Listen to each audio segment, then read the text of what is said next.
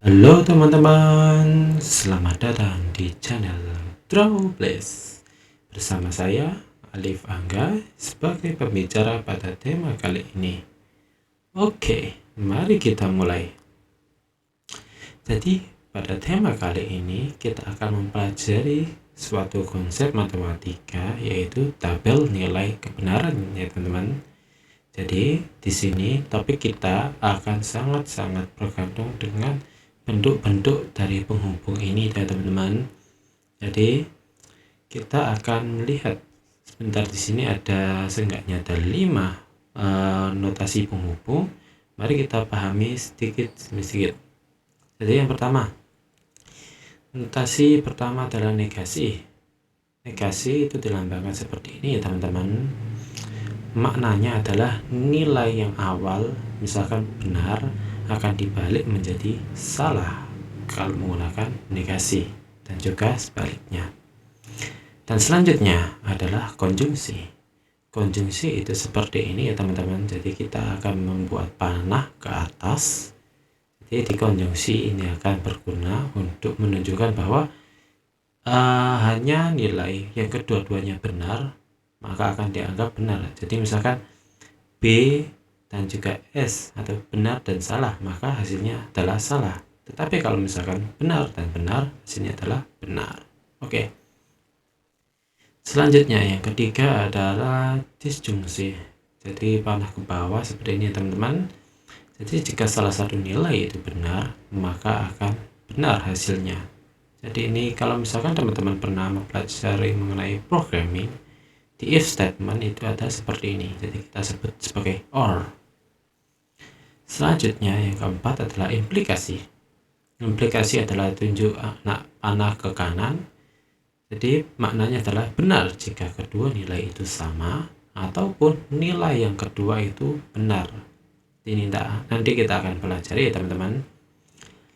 Yang kelima yang terakhir adalah implikasi. Jadi anak panah dari kanan dan juga kiri. Di sini bermakna benar jika kedua nilai itu benar atau kedua nilai itu sama salah. Jadi misalkan ya ada dua nilai, kita coba tulis di sini B dan B. Ini otomatis hasilnya benar, salah dan salah, hasilnya kan benar. Oke, mari kita mulai dengan soal ini sebagai contoh untuk pengerjaan. Di sini saya sudah menuliskan contoh soal ya teman-teman. Itu saja, mari kita coba. Nah, pertama-tama teman-teman kalau misalkan disuruh seperti ini, gambar tabel nilai kebenaran atau soal-soal yang semacam seperti ini, saya sarankan teman-teman untuk membuat tabel ya, karena akan sulit kalau misalkan mengerjakan soal ini tanpa menggunakan tabel. Berarti kita coba gambar aja dulu tabelnya. Jadi di sini misalkan ya, oh iya, saya ingin jelaskan untuk aturannya. Teman-teman lihat huruf ya, di sini disebut sebagai preposition ya, preposisi. Nah, di sini misalkan ya, di sini ada huruf P dan juga Q. Ini adalah preposisi ya teman-teman, lambangnya atau namanya ya. Jadi di sini kalau misalkan nggak ada P, Q, biasanya kadang tambah S, R, S, T dan lain-lain. Jadi teman-teman lihat, kalau misalkan di sini proposisinya ada 2, maka ini akan sama seperti 2 pangkat 2 teman-teman, hasilnya adalah 4.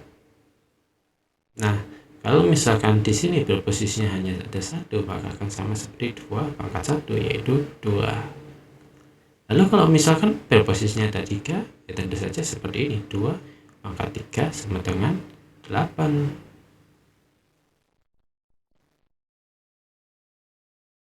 Ya.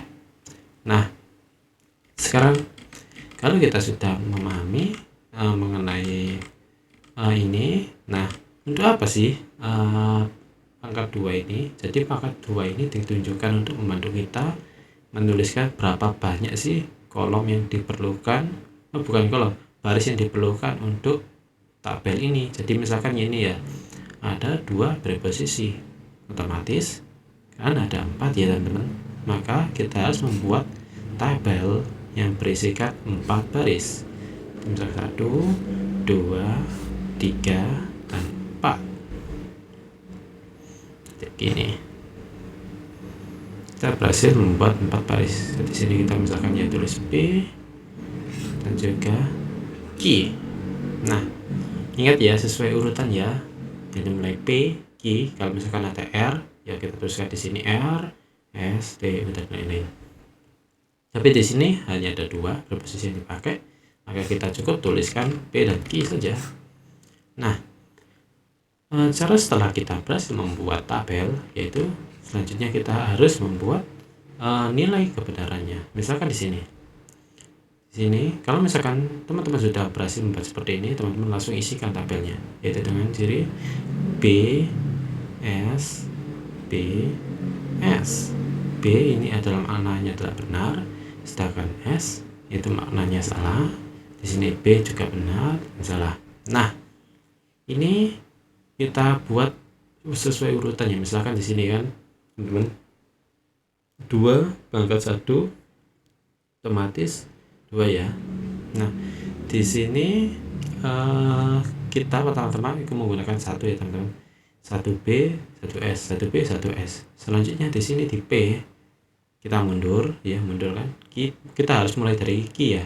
Terakhir, yang lebih terakhir. Kalau misalkan ada R ya tentu saja kita mulai dari R. Tapi yang terakhir di sini adalah Q. Maka untuk yang belakangnya yaitu P, jadi kita harus B, S, S. Benar, benar, salah, salah.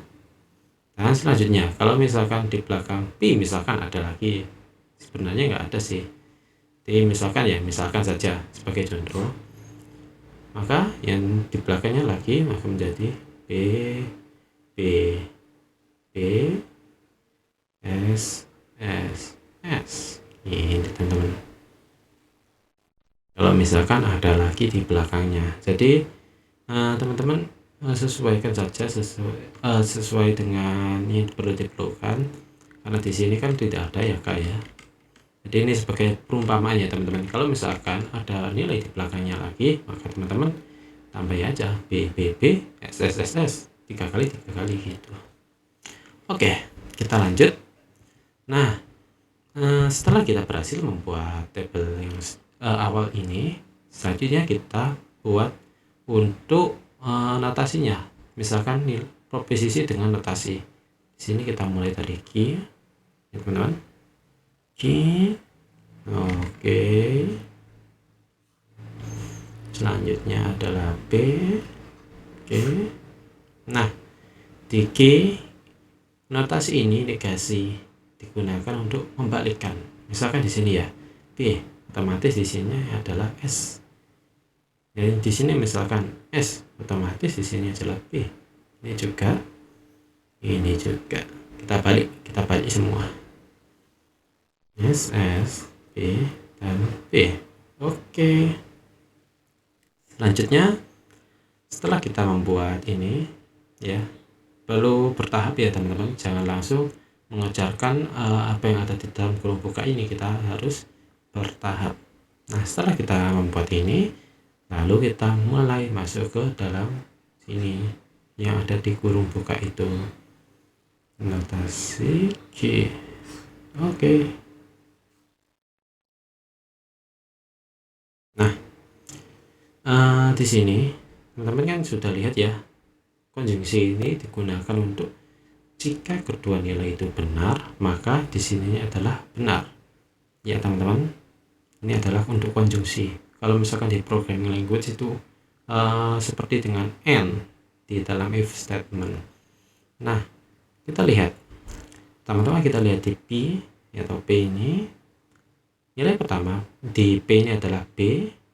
Ada nilai yang dari Q ya, notasi negasi Q adalah S, otomatis di sini jawabannya S. Kita lihat langsung ke bawahnya. Di sini nilainya P adalah B ya, benar. Lalu yang di sini juga benar. Negasi Q juga benar, otomatis hasilnya adalah benar. Lalu kita lihat di sini ini S salah, ini juga salah, ya otomatis ya salah ya teman-teman. Kalau misalkan di sini kita lihat di sini S dan jika di sini adalah B, nah otomatis juga salah karena tidak sesuai. Yang diperlukan adalah benar dan benar, otomatis hasilnya benar. Selain itu adalah salah. Nah, selanjutnya karena kita sudah berhasil membuat atau menjelaskan sedikit demi sedikit mengenai ini, jadi dalam tabel kita lanjut ke bagian akhir, yaitu kita masuk ke soalnya. Negasi Q, disjungsi, oke, negasi P. Nah, setelah ini karena kan kita sudah menjelaskan yang untuk konjungsi dan juga negasi P, mari kita lanjut. Nah, di sini makna dari disjungsi itu jika salah satu dari kedua nilai ini benar, otomatis maka akan kita ambil yang benar. Oke, kita coba lihat ya teman-teman. Di sini nilai pertamanya adalah kita lihat ya di sini. Ini nilai pertama, ini nilai kedua. Di sini nilai pertamanya adalah S, salah. Lalu kita lihat di sini nilai keduanya juga salah. Otomatis di sini jawabannya adalah salah, teman-teman. Nah, lalu kita lanjut ke sini. Nah, di sini nilai pertamanya benar, nilai keduanya salah, otomatis kita akan ambil benar. Selanjutnya, di sini nilai keduanya itu benar, nilai pertamanya salah, kita ambil yang benar. Di sini juga sama. Oke, jadi jawaban untuk kalau misalkan diminta jawaban nilai kebenaran dari P konjungsi negasi Q dengan disjungsi negasi P, jawabannya adalah S, P, P, P. Oke teman-teman, gitu cara penyelesaian mengenai tugas tabel nilai kebenaran. Baik, sekian dari saya sampai jumpa.